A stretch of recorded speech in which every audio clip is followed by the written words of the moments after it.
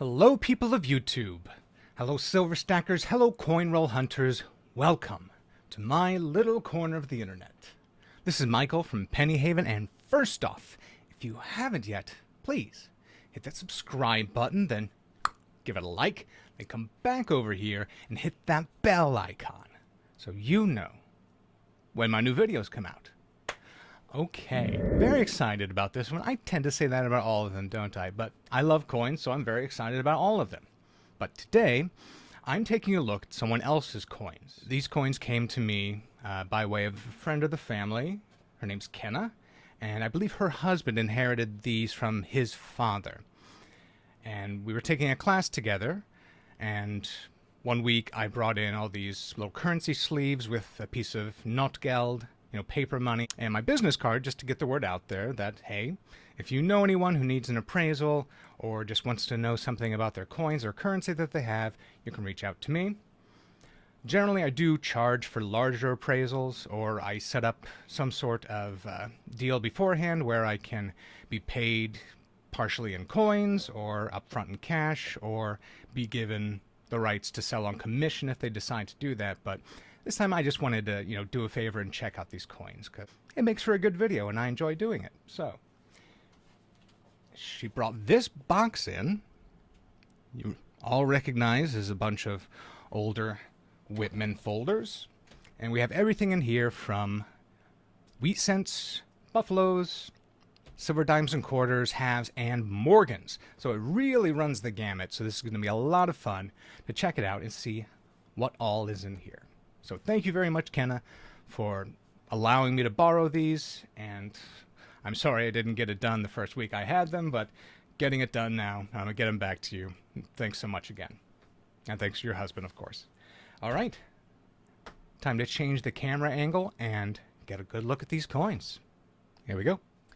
Okay, so here we are. Let's start on the first book, which is the Lincoln Head. Wheat cents starting 1909. Let's see what we've got. Got a straight up 1909. No real key dates here. I got so excited about having these coins in my possession. I looked at them briefly in the car, so I looked for all the key dates for the 1909 SVDB, for the 1916D Mercury dime, things like that. Pretty standard collection. Nothing really jumps out. Nothing of superb condition. A lot of them are very nice and, just have that aged look from being in the album. Got this 1940 down here. First book down. Pick up here. Right. We got two steelies here. We're missing the regular 1943. By way of thanks for letting me use these for a couple weeks for this video, I'll probably go ahead and toss in some coins. I won't put them in the book. I'll just give them to them so they can add them in themselves if they want. I wouldn't do anything to alter someone else's books without being perfectly clear what I'm doing ahead of time, because they were passed down from a family member, and you can see this one's falling apart. I could reinforce this, I could put it in a different book, but I wouldn't do so until I've heard specifically from a customer. Right, this one only went up to 55D. This is a very old book. And so they wrote in the extra dates down here, some nicer ones. And this is just kind of some spare coins over here. So yeah, it looks as though this book was put out before they even stopped making wheat cents. It only went to 55, so there we go. Very cool. Buffalo nickels. The earliest one we have is a 1914. We have some faint dates, but doesn't look as though any of them are nickedated. And if you're not familiar with that term, nickedate is an acid that you can use on nickel coins, and it can actually bring out the date even if it's completely slick. I believe the way it works is the acid can bring out differentiations in pressure from the original die so you can see the date come up. Got some low millions coins in here. 4.5 million, 1 million, a 26S. Very nice. Only missing the 31S. There we go. Trying to be very careful with these. They are in a brittle shape. Jefferson nickels. You look for the 39D, that's the first one. 3.5 million, that's the lowest for a while. Have some of the silver ones here. 1, 2, 3, 4 silvers. I had a bunch of war nickels. They are the 35% silver nickels down here, called war nickels because the base metals were more valuable to them than silver during the war, just to make munitions and other things. So they added in silver here and manganese and used the other metals for the war effort. Some very nice condition ones in here. This 49 is very nice. 49D. Very interesting 45S. Very interesting toning going on there. Oh, that's something else. In some of these empty spots, I see what looks like glue. So I'm hoping that these coins weren't glued into place. If people do all sorts of things to coins, it's their collection. They put them together as they're growing up or when they're adults. And it's their prerogative to keep them in there however they wanted to. And, people didn't always realize how valuable some of these coins were going to be in the end. Okay, the 1950D is also there. It's another semi-key date, and they have it in there upside down. That's interesting. So as I was saying, coins fall out of these things all the time, so it's not uncommon to see very old ones with tape over some of the coins or tape on the back. As you can see, they did right here. But I'm afraid from the residue here, they might have glued the back of some of these coins. So that's going to take down the actual value of the collection quite a bit, especially if they did it to some of the silver coins. Although a lot of those glues, the solvents, can be removed with acetone, so it would take some work, but they could be pretty much brought back. Now we're on to the mercury dimes. No 16D, of course. That is the king of mercury dimes. Circulated condition. Some worse than others. Ooh. This 35 got some nice toning. I don't think I'll be able to pick it up here. It looks nice. Let's see, these coins have been in here quite a long time. Some of them almost seem as though they have some sort of glue has seeped down around the edges of some. That could be responsible for some of the toning I'm seeing. Roosevelt dimes. It almost looks like it's got a glossy cover on some of these. Whew. This one down here has got kind of a bubbled look to the toning. So it kind of seems like there was some sort of solvent or liquid on there. Once again, this book has a blank page back here. And it only goes up to 55, so I guess he bought a couple of these books around 1955. Barber quarters. Okay, and let me go back and just mention the value of the silver in these coins that I've already gone past. So today, the amount of silver in a 35% silver war nickel comes out to about $1.40 each. And the ones that were in this book, I'd say, would come in right around that. They didn't seem to be very worn.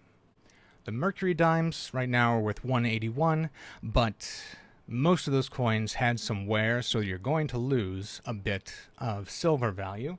So I'd say between $1.50, $1.75 probably for most of them. And the same would be said for the Roosevelt dimes, $1.81 a piece without wear.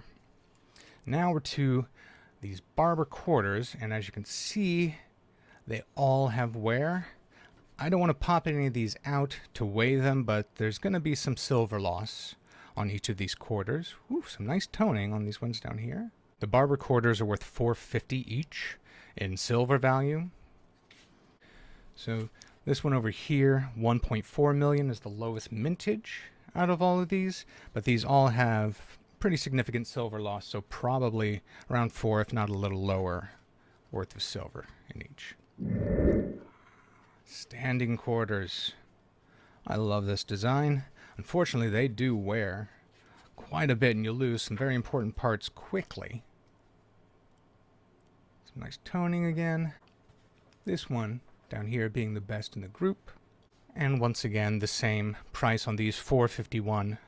Yeah, this 1930 probably be $4.50 worth of silver. The other's a bit less. Though those quarters are worth more if you've got dates and mint marks. You can definitely get some more. Washington quarters. The earliest one, we have a 35D. Significant wear on those two. Average wear on the second page, and nothing on the third page. So that's, what, 7 quarters?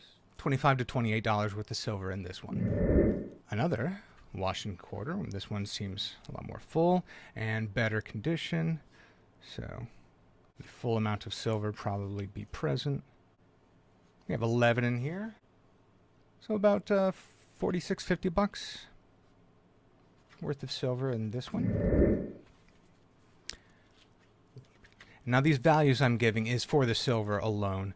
Of course you would pay more at a coin shop. They're not going to give you the silver at melt generally.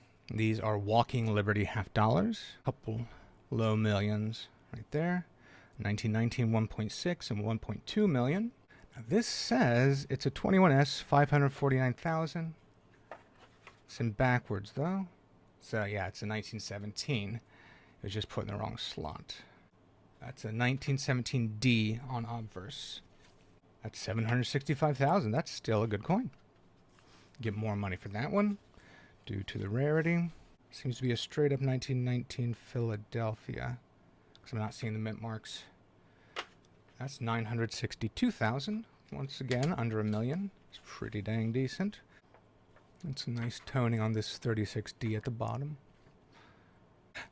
There's definite wear on some of those in silver loss, but some of them are pretty much whole. And those would come in right around $9 a piece in silver value.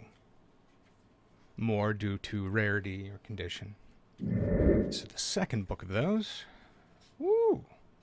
Yeah, definitely better overall. No, they don't have any low mintages on this side of them, but yeah, that's 15 more, around 9 a piece. Nice. The Franklin half dollars. Ooh, these are nice and shiny. Very nice condition. Some toning. Some beautiful coins overall. That's 9 at about $9 a piece. That's about $81 worth of silver right there. Oof, this one's heavy. That's going to be a lot more. Yes, another set of very nice quality Franklins. 18 more at $9 a piece. There's another $160 right there. Now, ooh, we come to the big boys here, and this is a heavy folder. So, actually, I'm just going to bring the first page over on its own because it's separate. Here we go. Now, these dates are just all over the place. They're just put in here seemingly at random. There's one that had fallen out. 1898 S. This is a good year. 1898 S. 4 million mintage. It's not in great shape. There's some dings around the edge, but you could still get a nice return out of this coin. Now, USA Coin Book, and take this all with a grain of salt, they call it, in good condition, a $48 coin. I'm seeing more than a few 1921s in here. One there, one there. And there's a couple other on the other pages. So on 1878 over here. First year. Some very nice shape. Ooh, beautiful coin. And there's one 1922 piece dollar in here. Now these, so much more than all the other silver coins I've shown you, the price can vary. People will pay a much higher premium for a decent Morgan dollar than they would for, you know, a Washington quarter, of course. Like I said, I don't want to pop a bunch of these out of here, so I can't really... Oh, here's another 22 piece dollar down here. I can't really get all the specifics. Oh, there's 2. So there's 3 22 piece dollars in here. As I have popped a couple loose ones out of here, I can tell you that luckily these weren't glued in. So this is a 1901 O. Well, it's a decent coin. It's not a better date. It is pretty worn, and this just comes in around 35 for a good specimen. This one is an 1880 New Orleans. It's got some nice toning on the front and back, a little blue. I'm not sure that's coming through, but it's in pretty great shape. An easy $45 coin. While I could spend a whole lot of time on these, I'm not going to make this a super long video. Just to say that when it comes to the Morgan dollars, it definitely takes a lot more research to know what you've got and, you know, the ability to give a general grade on your own. So this would take a while to research and give a good estimate on, but at this point I'm just kind of showing you the coins. So I'm not going to go any deeper on these unless, you know, they want me to give them an actual estimate and an actual appraisal of them. But far and above, the value of the Morgan dollars eclipses everything else. And also it's important with Morgan dollars that you look for varieties. There's tons of VAMs out there. There's DDOs, DDRs, a lot of stuff, and it takes a lot more time to actually get an accurate appraisal of the Morgan dollars. So I gave a general appraisal of just the melt value. So I will contact them and see if this is all they want me to do with them. And I have a feeling they're not interested in selling. They just kind of wanted to know what they have. So I will write that up for them and give them that information along with the books back. So thank you so much for watching. I really appreciate it. Sorry my video output has been slow, but I've just been super duper busy, which is a good thing. All right. Hoping to put out more frequent videos very soon. Thank you to my Patreon supporters. Thank you to my YouTube channel members. This is Michael from Penny Haven. Happy hunting.